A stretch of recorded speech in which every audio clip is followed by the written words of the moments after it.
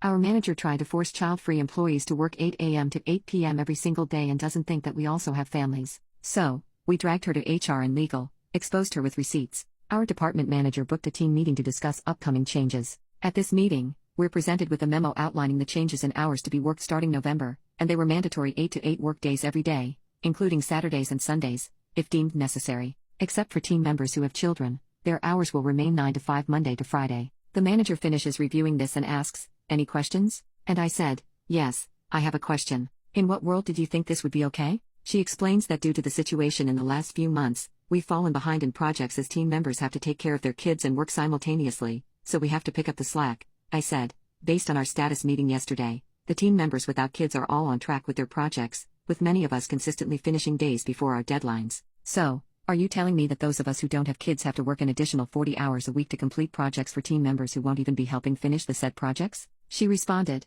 "I'm struggling to understand why this is such a big issue for you." I asked my fellow child-free team members if they were okay with this, and they all said no. The ones with kids are completely silent, of course. I tell her it's insane that she thinks this is even close to being okay. She just blinks at me. Then I asked her if she would also work these hours with us. Of course, it's a no. She has a child, 18 years old. I was ready to throw my laptop through the window at this point. She then just ends the meeting, and I am fuming. I regroup with my fellow child-free team, and we agree this isn't about to happen. I emailed the manager immediately to let her know that we would request a meeting with HR and the legal department to discuss our employment contracts and the hours we're being forced to work simply because we don't have kids. I know damn well that this is effing insane and against all employment policies within the company. She called me and told me there was no need to go to HR legal and that we could resolve this internally. Beach, no, we can't. You dismissed me and didn't even listen to 12 other team members. You plan to work to death without any sort of additional compensation. She then says, "Well, you're salaried, so there's no need for additional compensation." If only I could choke her through the phone.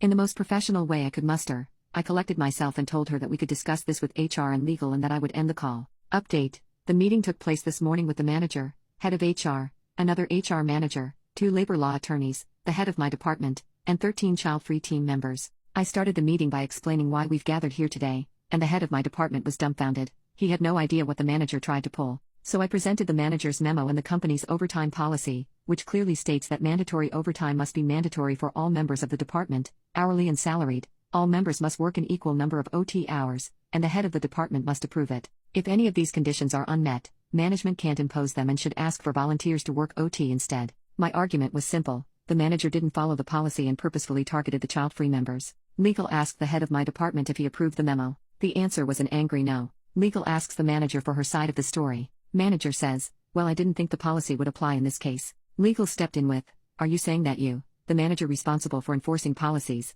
honestly thought that those same policies don't apply to you?" Head of my department stepped in with, "You were blatantly wrong here. There's no need to try and justify it." Next were some of the child-free members who shared emails between them and her, showing your standard crappy manager behaviors and lack of accountability. She kept repeating, "That's not why we're here today." Then, one of the other members asked to speak, and this guy showed up with receipts. He spent the entire night creating an analysis, pie charts and all, to illustrate how many projects were done by the 13 child-free as compared to the 19 parents, how much time was put in by us versus them, how much vacation/sick time was approved for us versus them, for the last year. His analysis showed that 13 of us did close to 60% of all the work, while 19 of them did 40-ish. This guy wiped the floor with the manager. Her response? "This company promotes work-life balance and wants families to have time to spend with each other, so, normally, employees with kids get time to do just that." I couldn't hold back. I said, "Yes, you're right that the company does that. What you're lacking here is the understanding that family includes other people, not just children. In case you were unaware, all of us have families too." HR interjected, "I believe we have enough information here." The team members were asked to leave the meeting to deliberate, and we were told they'll circle back with us later in the afternoon. Later comes around, we're invited to a meeting. It's all the same people this time, but there is no manager. The head of my department apologized that this had never happened, thanked us for doing the right thing and bringing it to their attention, and told us he would be taking over managerial duties for the time being. Legal added that the memo is null and void and clarified that we will not be working those insane hours. In case you're wondering, the manager was offline for the rest of the day. We don't know what happened there, but who cares? We won.